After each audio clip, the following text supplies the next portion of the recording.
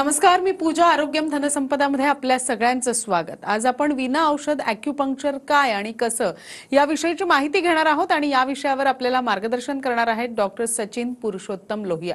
सगळ्यात आधी डॉक्टरांचं कार्यक्रमामध्ये स्वागत करूया. सर, सगळ्यात आधी कार्यक्रमामध्ये आपलं मनपूर्वक स्वागत. नमस्कार. विषयाला सुरुवात करण्याआधी मी सरांची तुम्हाला थोडक्यात ओळख करून देते. डॉक्टर सचिन पुरुषोत्तम लोहिया हे पेन फिजिशियन आणि सिनियर ॲक्युपंक्चरिस्ट असून ते गेल्या 23 वर्षापासून ॲक्युपंक्चरमध्ये कार्यरत आहेत. डॉक्टर सचिन लोहिया हे बीजिंग डिस्ट्रिक्ट कॉलेज आणि व्हिएतनाम येथील WHOचे अलमनाई आहेत.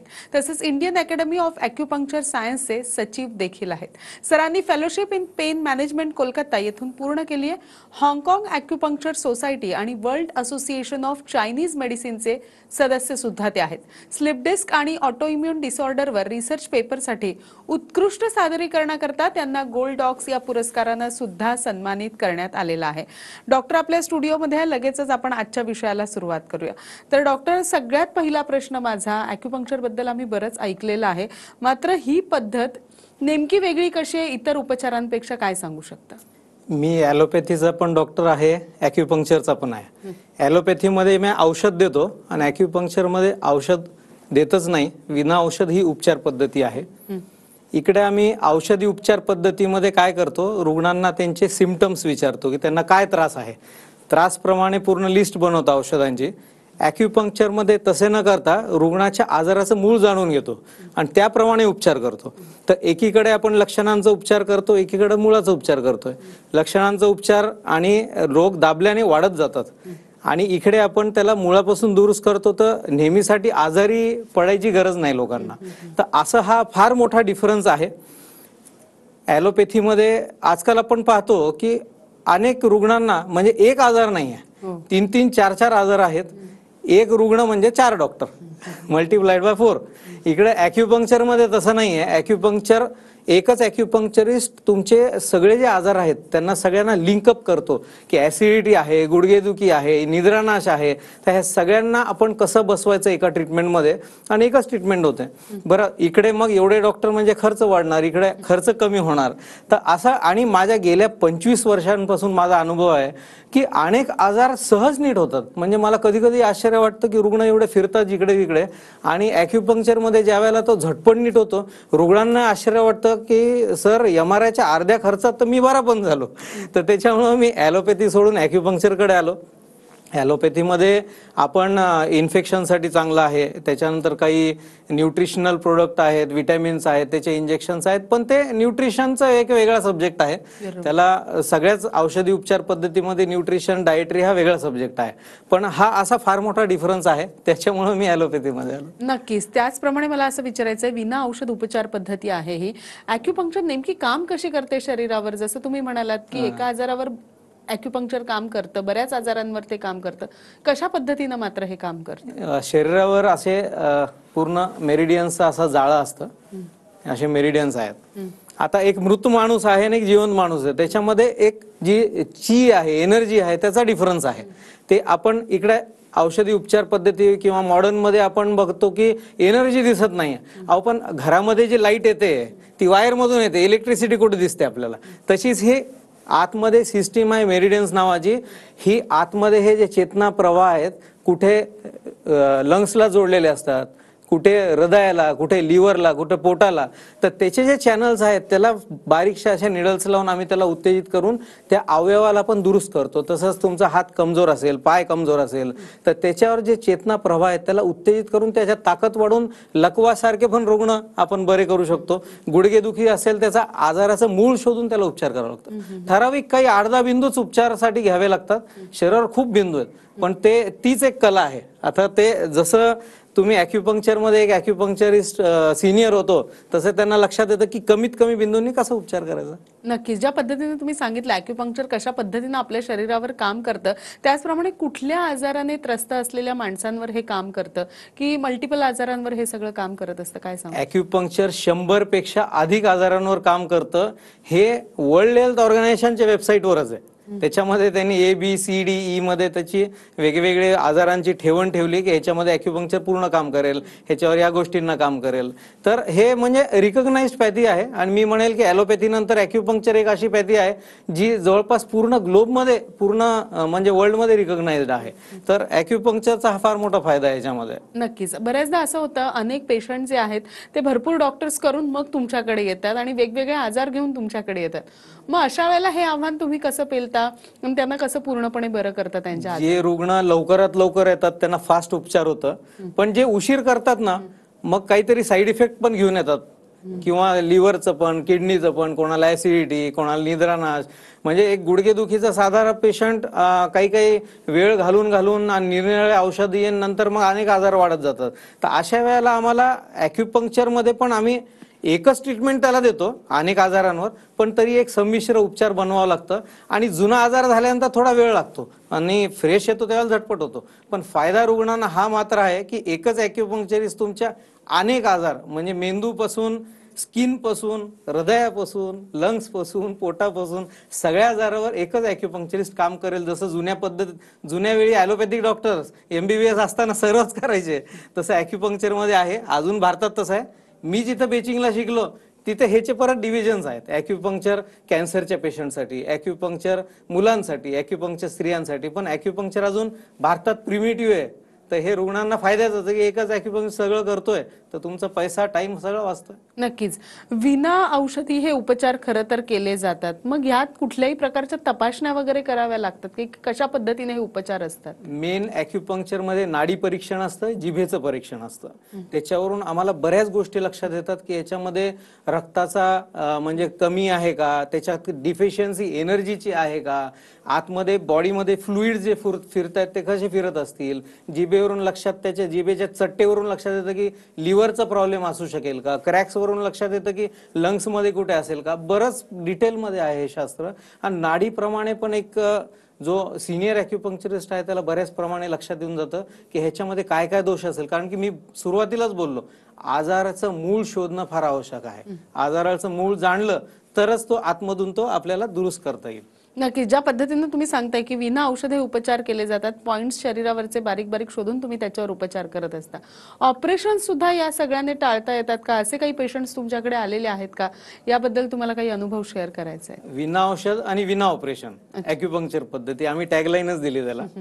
आजकाल कॉमन ऑपरेशन्स गुडघ्याचे आहेत, स्लीप डिस्कचे आहेत, टेनिस एल्बो, काही वेळेला ऑर्थोस्कोपी होते. मोठं हे आपले क्रिकेट स्टार आहेत सचिन तेंडुलकर, त्यांना पण आमच्याकडे टेनिस एल्बोला ट्रीटमेंट दिलेली.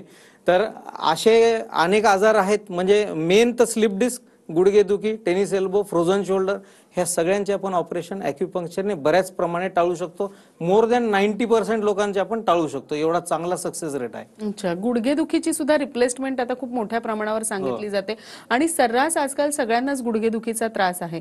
तर ही गुडघेदुखीची रिप्लेसमेंट सुद्धा टाळता येऊ शकते का? काय? गुडघा लाख मोलाचा झालेला आहे, अजून 10 लाखापर्यंत पोहोचला नाही.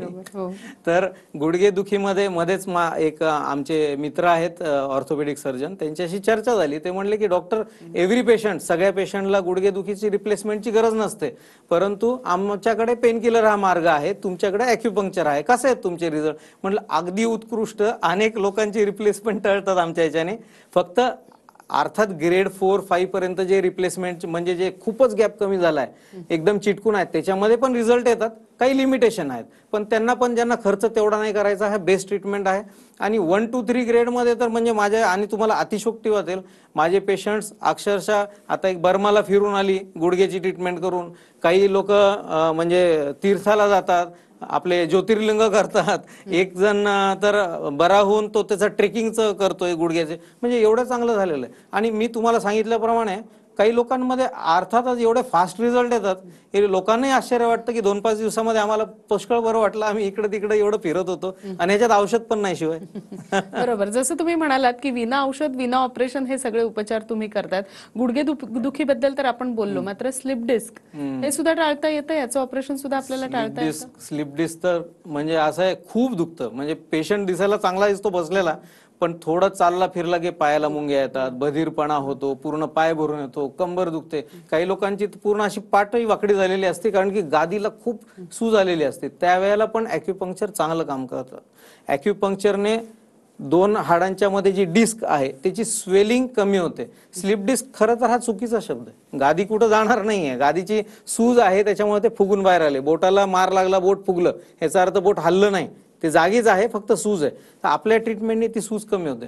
अशात माझ्याकडे एक पेशंट होता ज्याच्यामध्ये स्लिप डिस्कचा एवढा पीस असा बाहेर निघून अक्षरशः आतमध्ये स्पायनल कॅनलच्या जवळ होता. तरी तो म्हणजे हळूहळू आपण उपचार केला, त्याचे सगळे सिम्पटम्स व्हॅनिश झाले आणि नंतर आम्ही पाहिलं की तो हळूहळू ऑटोमॅटिकच ती जी डिस्क आहे ती श्रिंक झाली. म्हणजे असं पण नैसर्गिक पण आतमध्ये बदल होतात. ज्या वेळेला निसर्ग तुम्हाला हेल्प करतोय दुरुस्त करायला, तर ॲक्युपंक्चरनी आणखी त्याला फास्ट करून आपण त्याला दुरुस्त करू शकतो. हे नैसर्गिक राहतं, काही आपल्याला काटछाट करायची गरज नाही. अर्थात मी पुन्हा सांगेल की 90% पेक्षा जास्त लोकांना खूप चांगला रिझल्ट आहे स्लिप डिस्कचा. माझ्याकडचा एक पेशंट दुरुस्त होऊन वारकरी समुदायाचा, तो पंढरपूरला पायी गेला म्हणजे स्लिप डिस्कचा पेशंट. एवढे चांगले रिझल्ट. एक पनवेलला पेशंट आहे, तो म्हणला की स्पायनल म्हणजे इंजेक्शन घेतले त्यांनी मणक्यात, डॉक्टर म्हणला आता सारखं सारखं इंजेक्शन नाही होणार मणक्यामध्ये, तात्पुरतं तुम्हाला बरं वाटतं तर ऑपरेशन करा.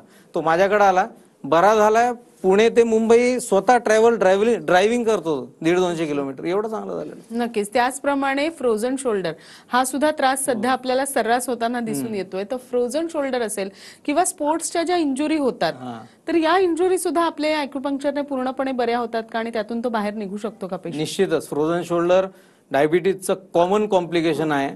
आम्ही सगळ्यात पहिला प्रश्न हेच विचारतो, हात वर नाही गेला की डायबिटीज आहे का. दुसरा मुंबईतला कॉमन प्रश्न, ट्रेनमध्ये उडी मारून बसतो का रे बाबा पटकन बसतो असा झटका देऊन. तर त्याच्यामध्ये पण फ्रोझन शोल्डर होतो. काही लोक बसमध्ये असं लांब ट्रॅव्हल करतात, तर ह्याच्यामध्ये तो खांदा आखडून जातो, दोन हाडांच्या मधली जागा काही लोकांची कमी होते, चिटकतो, त्याला ॲडेझिव्ह कॅप्सुलायटिस म्हणतात.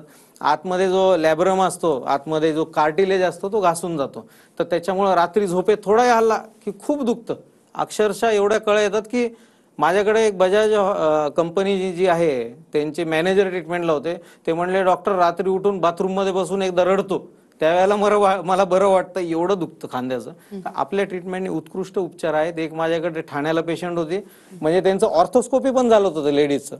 अगदी 2 महिन्यात बरी झाली. ती मला म्हणली की डॉक्टर एवढी चांगली उपचार आहे तुमची, लोकांमध्ये कसं अजून एवढं नाहीये माहिती. म्हणलं आम्ही औषधं देत नाही त्याच्यामुळे तेवढी पब्लिसिटी होत नाही. आणि एक ॲक्युपंक्चरिस्ट नाही म्हणलं तरी आम्ही रोजचे 80 ते 100 पेशंट करतो, तर त्याच्यामुळे त्याचा पब्लिसिटी आता तुमच्याच माध्यमातून चाललाय. नक्कीच नक्कीच. ज्या पद्धतीने तुम्ही सांगितलं की मधुमेहाचा दुष्परिणाम हा फ्रोझन शोल्डर आपल्याला दिसून येतो, तसेच मधुमेहाचे आणखीन काही दुष्परिणाम आहेत का आणि असे काही पेशंट्स तुमच्याकडे काय काय तक्रारी घेऊन येतात आणि काय काय तुम्ही आतापर्यंत बऱ्या केलेल्या आहेत? मधुमेह वरच्यावर संपूर्ण जगात वाढत चाललाय आणि औषधांनी कंट्रोल असल्यामुळे लोकांना वाटतं की ते दुष्परिणाम नाही चालू. खरं तर तुमच्या अवयवांना आतमध्ये ग्लुकोज भेटत नाहीये, त्याच्यामुळे तुमचे पायातल्या ज्या नर्व्ज आहेत त्या वीक पडतात, पायात जळजळ होतं, न्यूरोपॅथी होते.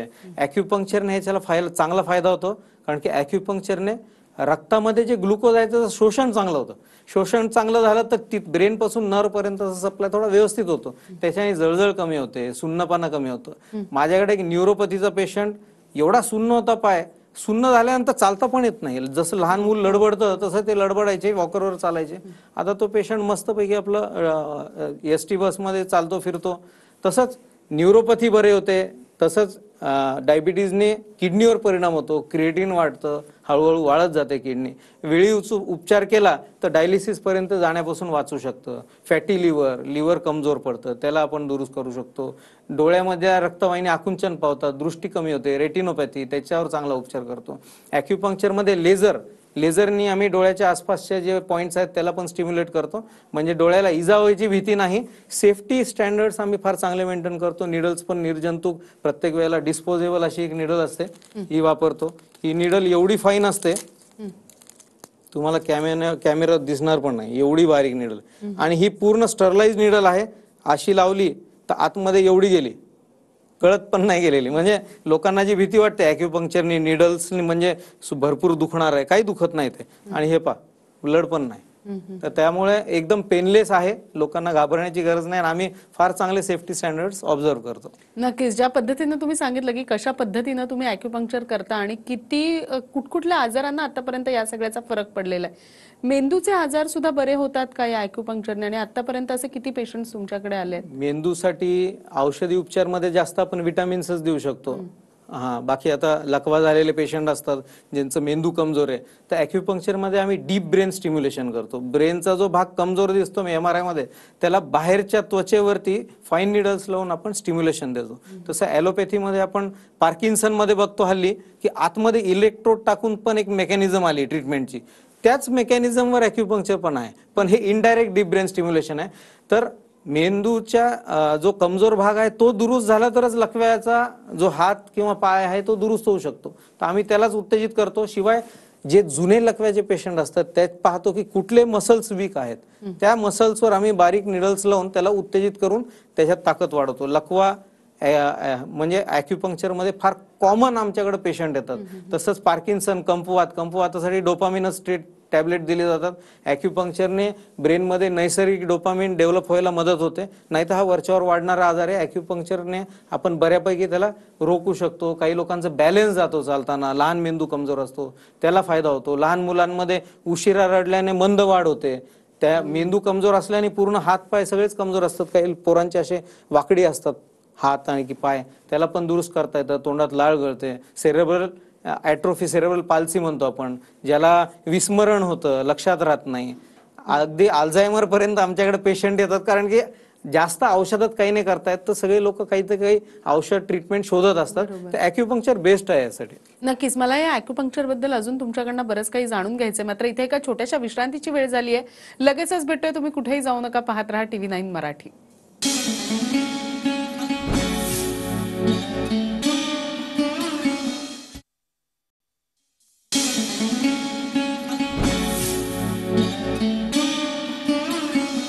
मला काही वेगळं कार्यक्रमामध्ये आपल्या सगळ्यांचं स्वागत. आजचा आपला विषय आहे विना औषध ॲक्युपंक्चर कसं करायचं, याबद्दल आपल्याला मार्गदर्शन करतायत डॉक्टर सचिन लोहिया सर. लगेचच आपल्या चर्चेला सुरुवात करूया.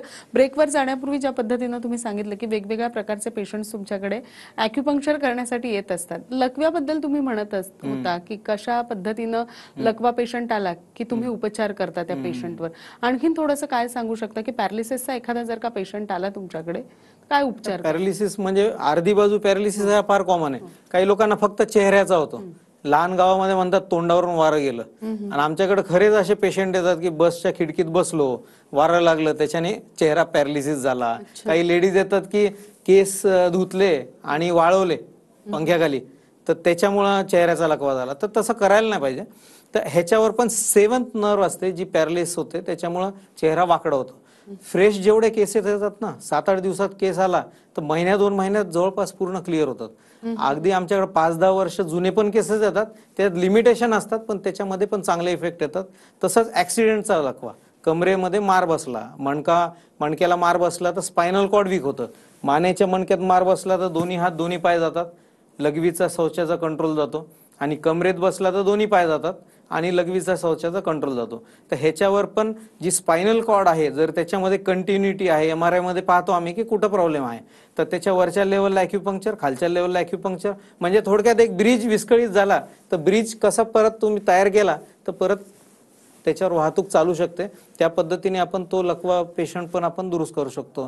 सध्या पुण्यामध्ये गुलेनबारी सिंड्रोम आहे. असाच मला आठवतं की छत्रपती संभाजीनगरमध्ये लहान मुलांमध्ये GBSचा फार मोठ्या प्रमाणात सुरू झालं होतं. आणि एक लेडीज आमच्याकडे लहान मुलाला घेऊन आली होती ट्रीटमेंटला. तो बरा झाला, त्याच्यानंतर ती जिकडं तिकडं तसे मुलं भेटले की तिला ते हे स्वभाव होता की त्यांना घेऊन यायचं आमच्यापर्यंत. आणि त्यांना म्हणजे त्या मुलीला मला वाटतं नाही म्हटलं तरी कमीत कमी 50 ते 60 मुलं बरं करण्याचं क्रेडिट जाईल, एवढे ती आमच्याकडे GBSचे. तसंच ट्रान्सोस मायलायटिस, त्याच्यामध्ये अचानक आपण अनेक आजारांचं कारणच माहित नाही काय. MRI मध्ये दिसतं की इथं व्हाईट स्पॉट आलाय स्पायनल कॉर्डवर, म्हणजे तिथून खालती सप्लाय जात नाहीये. त्याच्यामध्ये पण दोन्ही पाय अचानक अपंग होतात, कुठला ऍक्सिडेंट होत नाही, काही नाही. तसं पण माझ्याकडे एक सिंधुदुर्ग जिल्ह्यातले एक प्राथमिक शिक्षक होते, त्यांना मी पूर्ण बरं केलेलं आहे. त्यांना सांगितलं होतं न्यूरोफिजिशियनने की हा कधी बरा होणार नाही. तर एक ॲक्युपंक्चर अशी पद्धती आहे की कोणी जर तुम्हाला म्हटलं की बरा ना होणार तर तुम्ही ऍटलिस्ट इकडे बघा, कारण की त्या डॉक्टरला हे शास्त्र माहित नाही तर तो ह्याच्यातलं काही सांगू नाही शकत. तर रुग्णांनी ह्याचा फायदा घ्यावा. नक्कीच. त्याचप्रमाणे जर का आता आपण डॉक्टर पाहिलं तर ऍसिडिटीचं प्रमाण सुद्धा लोकांमध्ये खूप वाढतंय.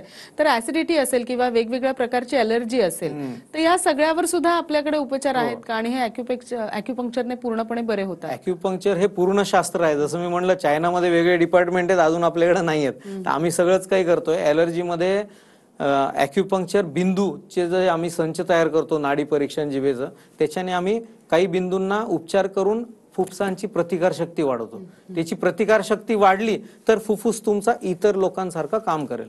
आमच्याकडे काही पेशंट येतात जे पंप वापरतात, ते जे खूप अतिरेक आहे त्यांचा पंप वापरायचा, त्याला आपण थांबवू शकतो. पण ज्या वेळेला सुरुवात होते दम लागण्याची त्याच वेळेला उपचार केला, किंवा तुमची सर्दी सुरू झाली, सर्दीनंतर घसा, घशानंतर फुफ्फुसांपर्यंत जातं ते, तर तुम्ही वेळेवरच उपचार केला ना, तुम्हाला पंप पर्यंत जायची गरजच नाही. अॅक्युपंक्चरने तुम्ही तुमची ॲलर्जी सहज नीट होऊ शकते. ह्याच्यामध्ये जर तुमच्या जेनेटिक्समध्ये काही असेल तर त्याच्यामध्ये काही ना काही तिथं थोडासा लिमिटेशन्स आहेत, कारण की देवाघरूनच जीन्समध्ये काहीतरी लिहून आलेलं आहे, तर त्याला आपण तरी विना औषध आपण कंट्रोल करतो, त्याच्यामुळे काही दुष्परिणाम नाही. तो फार मोठा फायदा आहे. ॲसिडिटीमध्ये सगळ्यांना आम्ही जे टॅबलेट्स आहेत ते इव्हन केमिस्टला माहीत असतात. अॅक्युपंक्चरने ॲसिडिटीचं कारण काय आहे, लिव्हरची उष्णता आहे का, आतड्याची उष्णता आहे का, लहान आतड्याची आहे का, ब्लडमध्ये हीट आहे का, स्ट्रेसची ॲसिडिटी आहे, ह्याला समजून आम्ही उपचार करतो. त्याच्यामुळे ते मुळाशी बरी होते. आणि ॲसिडिटी पण अनेक लोकांची सहज बरी होते. पण औषधं खाऊन खाऊन रेझिस्टंट डेव्हलप होतो बऱ्याच लोकांना, आणि गोळी बंद केली की डबल ॲसिडिटी होते. त्याच्यापेक्षा वेळेवर अॅक्युपंक्चर करा तर तुम्हाला औषधांचे साईड इफेक्ट पण वाचतील आणि सतत औषधं घ्यायची गरज नाही. ॲलर्जी ऍसिडिटी दोन्हीवर चांगला ट्रीटमेंट आहे. नक्कीच. त्याचप्रमाणे मायग्रेनचं सुद्धा मला विचारायचं आहे की मायग्रेन सुद्धा वाढती समस्या आहे सध्या. ताण वाढल्यामुळे सुद्धा मायग्रेन होताना आपल्याला दिसून येतोय. काय सांगू शकता, मायग्रेनवर सुद्धा आपण अॅक्युपंक्चर देतो का? मायग्रेनसाठी इव्हन टाइम्स ऑफ इंडियामध्ये आर्टिकल आलेले आहेत की अॅक्युपंक्चर ही एक होप आहे, ही एक क्युअर आहे मायग्रेनसाठी. बाकी असाध्य आजारामध्ये मोडलं जातं. मायग्रेनमध्ये पण बऱ्याच लोकांना ॲसिडिटी होते, ते म्हणतात मळमळ होती, उलटी केलं की बरं वाटतं, नाही तर डोक्यात ठक ठक ठक ठक दुखतं. मेंदूमध्ये ज्या रक्तवाहिन्या आहेत त्या फुगतात त्या, आणि फुगल्यामुळे मेंदूमध्ये जी जागा आहे मेंदूला दाबून टाकतात ते रक्तवाहिन्या, त्यामुळे फार जोरजोरात दुखतं. आवाज सहन होत नाही, सुगंध दुर्गंध सहन होत नाही, वेळेवर म्हणजे झोप कमी झालेली सहन होत नाही, वेळेवर जेवण नाही केलं तरी मायग्रेन धरतं. खूप चांगला मोठा अटॅक येतो. माझ्याकडे एक वाशीला पेशंट आहे, 30 वर्षापासून त्या लेडीजला मायग्रेन आहे. अक्षरशः 15 दिवसामध्ये एवढा चांगला इफेक्ट आला, आणि तिच्या मुलाला पण आहे. मग ती म्हणते जेनेटिक असतं का डॉक्टर? जेनेटिक नसतं मायग्रेन, ते सगळं म्हणजे स्ट्रेस मेकॅनिझम एवढं फॅमिलीमध्ये पण झाला असेल त्या मुलाला पण, की त्याला चिडचिडून कदाचित त्याच्यात स्ट्रेसमधून मायग्रेन डेव्हलप झाला. तर दोघांना पण मी ट्रीटमेंट देतो, अक्षरशः चांगलं ट्रीटमेंट. नक्कीच. तुम्ही इथे आलात आणि अॅक्युपंक्चर बद्दल इतकी छान माहिती, नसलेली माहिती आमच्या प्रेक्षकांना दिली, त्याबद्दल आपले मनपूर्वक आभार. नमस्कार. नमस्कार. कार्यक्रमामध्ये आपण इथेच थांबतोय. तुम्ही मात्र कुठेही जाऊ नका. पाहत रहा TV9 मराठी.